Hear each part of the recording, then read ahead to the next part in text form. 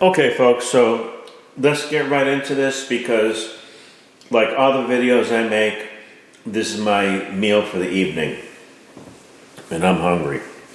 Okay, this is a New York shell steak and I'll go into that very shortly. 2 very ripe plum tomatoes, a half a red onion. Now red onion, I'm sure, is not used in Chinese cuisine, but I used it for a previous video, so I didn't want to just throw it away. Sesame seeds, black garlic puree. This stuff is wonderful. This is aged in a heat process. It's very sweet.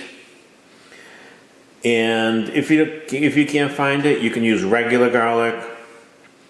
You can buy this very easily on Amazon in puree or the regular heads of garlic. Salt, pepper, of course, the 2 most common spices in the world. Vegetable oil, sesame oil, give it a little heat factor. I have some red chili peppers here for additional heat. I like heat. Ginger, it wouldn't be Chinese without ginger. Chicken stock, you'll see how I use that. An orange bell pepper, that'll give it a lot of color. Color is flavor. And I have some broccoli florets here. Okay, first thing I'm going to do is prep the steak. Okay, here is my steak. This is a boneless New York shell steak, and it was fairly expensive. It's $15 a pound, and the steak is the most important element in this dish, so it has to be high quality. Now you can buy steak that's already cut up in strips, and it's cheaper, but cheaper is not necessarily better, because a lot of times the steak they use are steaks that are tough, like a chuck, an eye roast, or a brisket, and a lot of times they're not cut against the grain. So that's why I'm using this. And what I did is I put this in the freezer for 20 to 30 minutes to make it semi-hard, so cutting will be easy. But the other thing you need is a sharp knife. This weighs about less than 3/4 of a pound. I'm going to cut off the muscle portion because that's a little too chewy.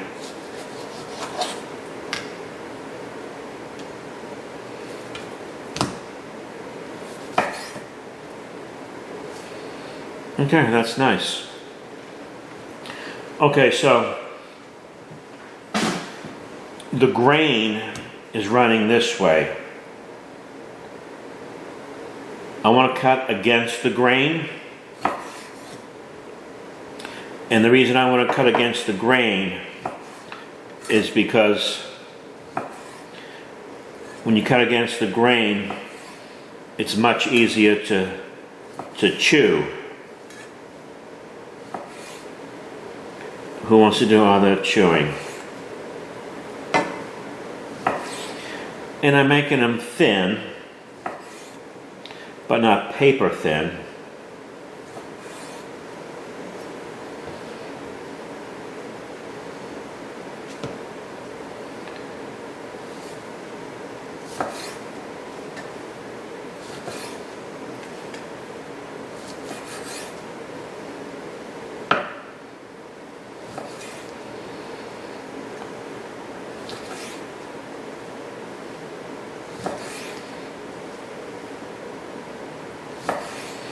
This is actually a very healthy meal.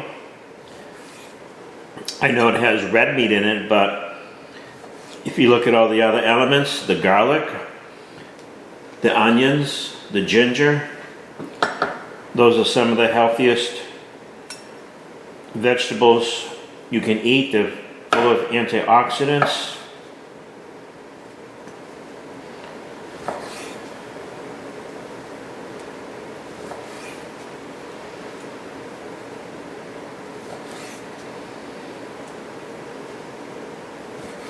Okay. What I'm going to do now is just put some salt and pepper on them. And then I'm going to start sauteing them.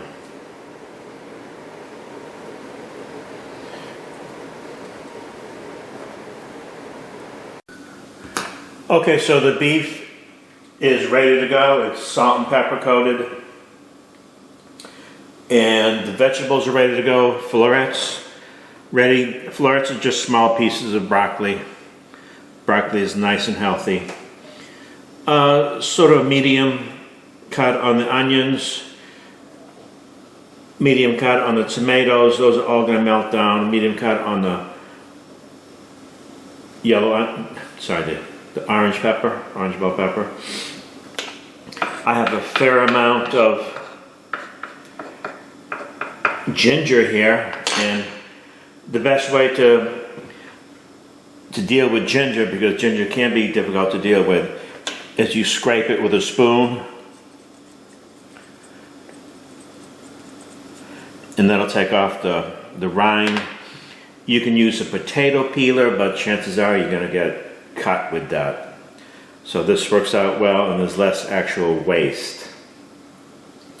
After I peeled the ginger, I used a cheese grater, not a microplane, because I wanted some larger pieces.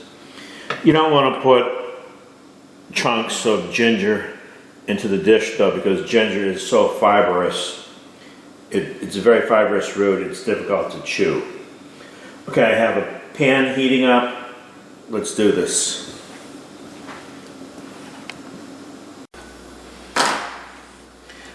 Okay, I have a 10-inch non-stick pan here. A little vegetable oil. A little sesame oil. Give it a nice little taste.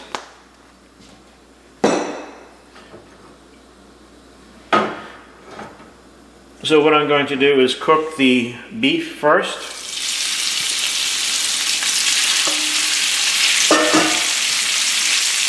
Now these are strips,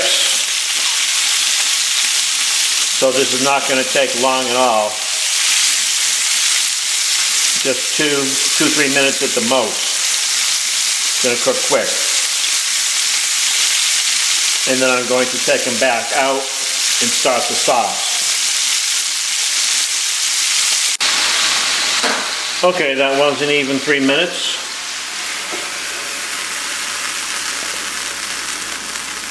I'm going to reserve these, but I put it through a strainer just to get that excess fat out of there. I'm trying to make this on the healthy side. Okay, 1 pot meal is 1 pot. Let's give it a clean up. Still nice and hot. Back on the stove.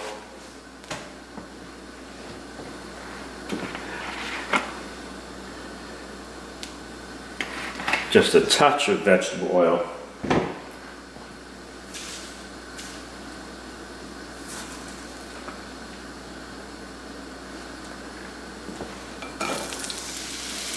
Onion in.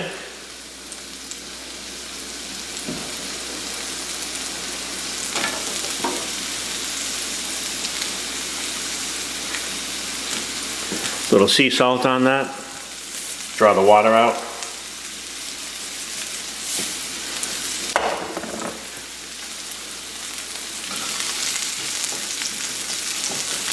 Now I just want to cook these a little bit. I want to sweat them down, as they say. I don't want to give them any color. I don't want them to wilt down. This will probably take about 3 minutes. And then I'll add the tomato.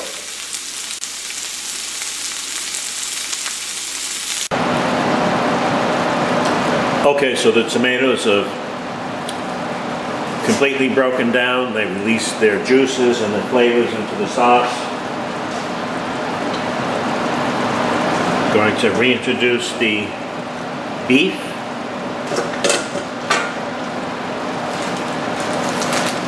I have some organic bean sprouts here.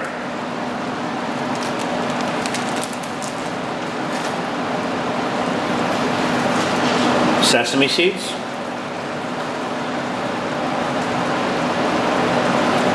Cilantro.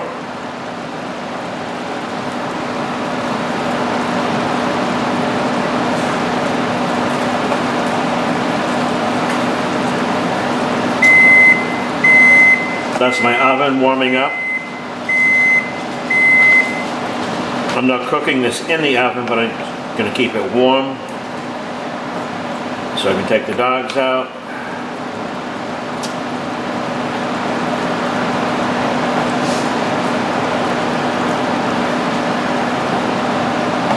Okay, that is looking very good, folks.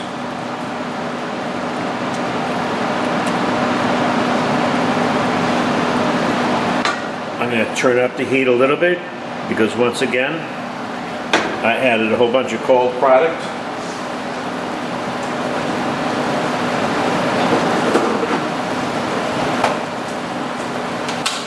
Going to add a little bit more chicken stock.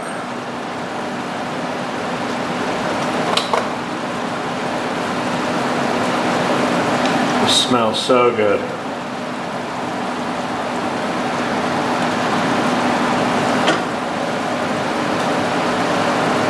Let's not forget the broccoli.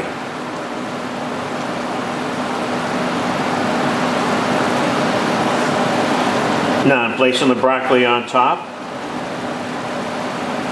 and I'm going to cover it,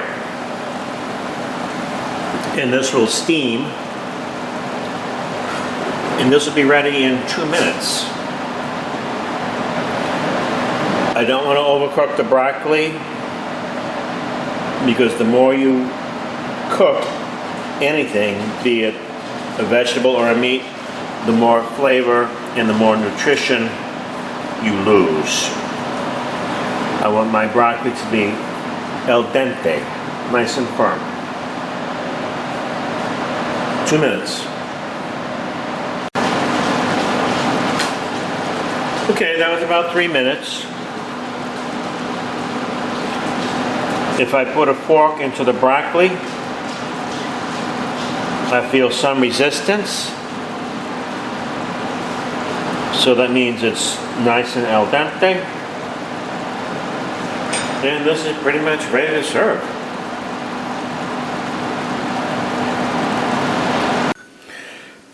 So let's give it the all-important taste.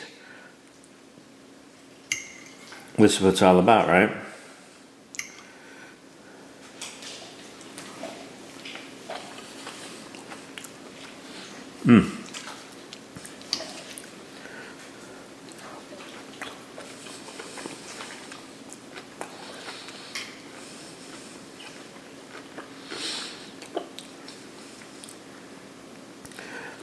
The beef is to die for because it is so tender.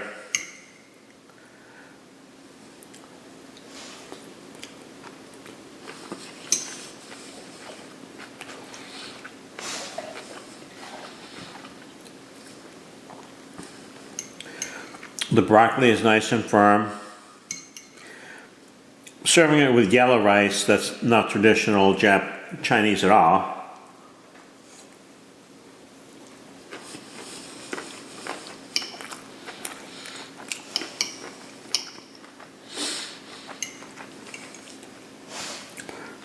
The garlic in the sauce is just so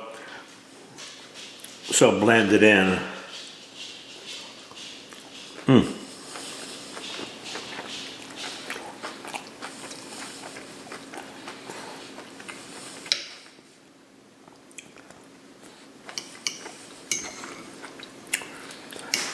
It has a nice heat factor to it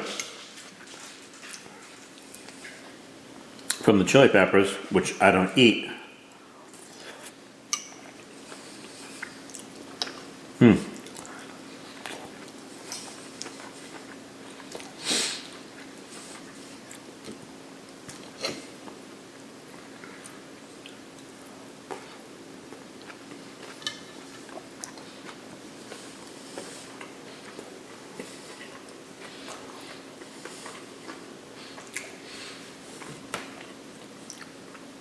Okay, folks.